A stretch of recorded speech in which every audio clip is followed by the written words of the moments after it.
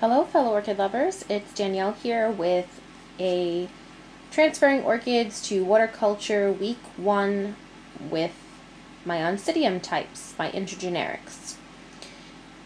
So we have our Tropic Lily that we transferred together. She's doing really well. If you'll remember, it was one plant and I tested the rhizome on the oldest part, which separated the two halves. So now we have two plants. So we have them in separate vases just because they're more stable that way, and I did put some glass pebbles on their roots just to keep them from flopping around in the glass. So as you can see, there is a difference in moisture. This one looks a lot drier, this one looks a lot more damp. So the one that's staying wet for longer is the smaller piece that has the smaller spike, as you can see. Spike is still growing. No buds have blasted, but she's not as thirsty.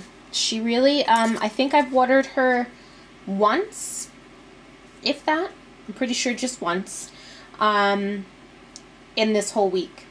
So the little bit of water that I gave her, remember we just gave it right to the bottom of her roots, just right there, was enough to carry her for most of the week, and those roots are still wet, so she will not get watered today. Even though most of the other ones are getting watered today, she will not get watered today. I will take her out and probably rinse her roots under the tap just to take away any of the bad roots, but I will not be putting any more water in her glass because I don't want her rhizomes to stay wet. So if her roots are still looking damp and you give her more water, the base of her could get too wet. So you're going to want to avoid that. I usually wait until the roots dry out to this point before I give more water. So again, I will rinse her because I want to take away any rotting or old velamin that's no longer viable, but I will not be putting any more water in the vase. However, probably tomorrow or the day after she will need water. So I am going to keep my eye on her. But she's doing pretty good. Now the other part of her, I've had to water her twice. So she drank the water pretty quickly. She does have an extra pseudobulb, one more than the other piece, and her spike is considerably larger. So that's probably one of the reasons why she's a little more thirsty. In addition, I believe her new growth has started its root system, whereas the other piece, the new growth, is a little bit farther behind. And so I think that there are probably going to turn out to be a few more viable roots on this half than there are on the other half. Again, she's going to come out of the glass, she's going to get rinsed really well, and she's going to get watered because her roots, as you can see, are not really wet like the other one is. The other one, those roots are still wet. These roots are not. They're not bone dried to the point of scary. Oh my gosh, my orchid has no water, but they are dry enough that I feel like she can have some water again. And there, you know, there are some patches over here where the roots are still a little damp, but they're not soaking wet, and so she's ready for another drink. But again, she's more thirsty. I've had to water her twice this week. So the candidates that I'm going to be adding to the Oncidium / intergeneric are these two orchids, these two pitiful plants. So the first one, I don't even know if it's gonna live. I don't hold out much hope for this one. This is another Seattle Orchids purchase, my one and only purchase ever with them. This is Onc Witches Jewels Short and Sweet, and as you can see, really bad. really bad. So really bad plant. The pseudobulbs, she had a few pseudobulbs, but they were all really terrible shape, you know, wrinkled, horrible. The roots were not even there. I mean, they basically just fell off the plant as I was taking her out of her media. The only hope that she has really is this back growth, this new growth, that's not, quite frankly, doing anything. It was starting to put out its new roots, as you can see, and you know, that's before I got it. But for some reason those roots stopped growing. and they're not in great shape. So I don't hold out a ton of hope for this orchid, but I figured she was a good candidate to put in this series because she is in such terrible shape, and it is very, very hard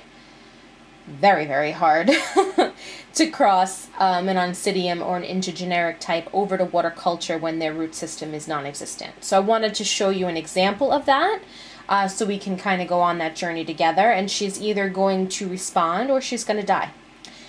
So we'll find out together, won't we? Now the other one that I've decided to put in this series is this one. This is Mltss Golden Spider copious. I think that's how you say that, copious. I think that's an I. I don't know, maybe it's not. Kind of hard to read. But as you can see, again, really shriveled pseudobulbs. You know, really bad condition this plant is in. Came to me this way. She has a new growth here. And then she had a new growth here that did actually come with a spike. The flowers died almost immediately. They actually were pretty much dead when I got it. I mean, they were open, but you could tell, you know, they were looking papery and whatever. So I'm gonna go in there and I'm gonna clean up all of this. So you see all these bracts, these woody bracts. If this growth is gonna have any chance of getting a good root system out, because the plant doesn't have very much strength, she's going to struggle to get her roots through these woody bracts. So I'm going to go in, I'm going to, you know, get them nice and damp so they'll pull away easily without harming any roots. I'm going to do the same thing with this new growth because, again, she's going to have a lot of trouble getting her new roots. As you can see, she's starting them through those bracts. So I'm going to pull them off. Also, the bracts are a really important thing to remove on an orchid, that Oncidium type or intergeneric type that doesn't have roots. It's very important to remove the bracts because that unfortunately retains a lot of moisture. And so therefore, if the orchid has no roots and the rhizome comes in close contact with water, those bracts are going to have a tendency to retain moisture and rot your pseudobulbs. So it's very important when an orchid, Oncidium type, intergeneric orchid, does not have a good root system and you're trying to transfer it to water culture to get rid of all those bracts. And, you know, they do naturally die over time. You know, you can see that they do, as the pseudobulb matures, they do, you know, turn brown and get easier to pull off. But it is, you know, important to do so. So I'm going to take a little break. I'm going to go and clean these orchids up, give them a little drink, and I'm going to set up that one in, you know, what I think will help her to cross over, potentially even save her, and I will show you that in just a moment. Okay, so we have some changes. So I'll just start with the Tropic Lily because there really aren't too many changes with that. So as you know, I said with the smaller piece, I was just going to rinse the roots. So I did so. I cleaned out the vase, I cleaned the pebble. And just a little tip, if you have some, you know, roots that come off or moss that comes off and it's kind of in the bottom of your glass and, you know, you're having trouble getting it out, just take the orchid out, fill the glass with water and swish it around a little bit, and those bits of moss and root are going to kind of float to the top, and then you can just dump them out. So that's just a little tip. Yeah, so I just cleaned out the glasses and cleaned the beads to refresh the glass. So as I said, this one is not going to get watered, but this one is. So we're going to water this orchid. We're just going to put the water right up to the base of her roots, and you know, in a couple of days we'll probably have to refresh the water a little bit. So that's the Tropic Lily. So this is the Witch's Jewel. So as you can see, I did put some glass pebbles in her cup. She is not touching the water, and I hope you can see that. She is resting on those glass pebbles. I did rinse her roots. I did find that around the base of her, which maybe if I lift her out and show you, around the base of her, a few of her roots look slightly green, so they are actually still alive. I didn't trim any further roots off, even though most of these are not viable, because they will wick moisture to the rhizome. So they'll be helpful to me to hydrate the plant without actually soaking the rhizome. So as you can see, you know, the rhizome of that old bulb is still pretty horrific looking. So we'll do the best that we can. The fact that some of those roots are still green does give me hope that maybe we can save her. But yeah, typically if an Oncidium type or an intergeneric does not have roots, I just, you know, I'll rinse the actual, you know, root system and the rhizome a couple times a week. But for the most part, she just sits in a glass with some water in the beads, but the water does not actually touch the orchid. Yeah, so I'm just trying to think if there's any other tips about this type of plant, this, you know, when an orchid is in this kind of shape. But yeah, that's pretty much what I do. And I've had her for about a month now, I think, and she's still alive. So that's what we're gonna do with her. Now I wanted to show you the golden spider because my Mltss Golden Spider. I'm glad I decided to put her into this series because what's under the blanket, you ask? So I gave her a little drink and I started to pull the bracts off, and I found something that I wanted to share with you. And again, I'm using a camcorder instead of my iPhone, so I don't know how well this is all going to come through, but I wanted to show you something. So she was all one plant. I cut her apart, yes.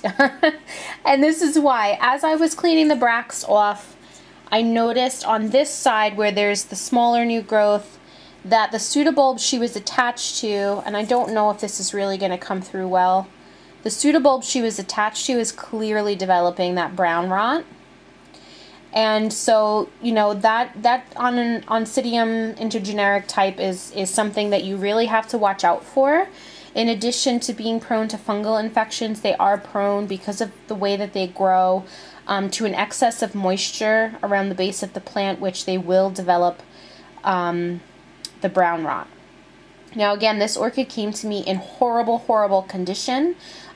So there is, you know, something underlying that's going on with this orchid. But as you can see, the rhizome, I decided to pull the rhizome apart between the two plants. It is also showing signs of brown rot. This is the other side of it. And I decided to cut the rhizome that connected this part of it to here. Again, you can see some of the brown, but there is a fair amount of green as well. So there is hope. I'm hoping at least this half of it can be saved. This new growth, I just wanted to put out a few more new roots, just a few, and develop, you know, the pseudobulb a little bit further, and then I'm going to delete this part to try to stop the brown rot from spreading, because it does spread through the rhizome. So you have to be really careful and try to get on it as quickly as possible. So again, she is starting to put out some new roots, as you can see there. I don't know, maybe the picture's too bright for you. It is very bright for me. But she does have a moving eye there, so she might be getting another new growth. We are going to keep a sharp eye, and as soon as I think that it's ready to be separated from the pseudobulb and it no longer needs to pull energy from that pseudobulb, I will. But as you can see, there is still a fair amount, well, maybe you can't see, I don't know. There is a fair amount of green still in that rhizome, so I am leaving her attached to this pitiful pseudobulb to see if she can drain any more energy from it. This side, this new growth is way too young to detach from the pseudobulb and expect it to survive. It is getting a new root system, so it is on its way to becoming self-sufficient, so I'm hoping that we won't run out of time. But yeah, so I'm going to separate the two. I'm going to put the smaller piece in its own glass and the larger piece in its own glass, because again, this piece I feel like is a little bit more questionable and badly infected, and this piece, I think, since the new growth is at such an advanced stage, I think it should do better. But I'm going to try to save both and see what happens. So these are going to come on the journey with us as well. So that is the Oncidium / intergeneric types, how we cross them over to waterculture week 2. So sorry, week 1. I'm jumping ahead of myself. So I will talk to you all next time. And I just wanted to mention, actually, as a quick little addition, sorry, I will not be watering the Mltss today because I did make cuts in the rhizome. So I will wait until those cuts completely dry before I will water the orchid. As you know, brown rot is spread through excess moisture. So therefore, I will wait until that wound that I created by cutting the rhizome completely dries before I will water her again. So I just wanted to add that on to the end of the video just because I didn't mention it. So I will talk to you all next time.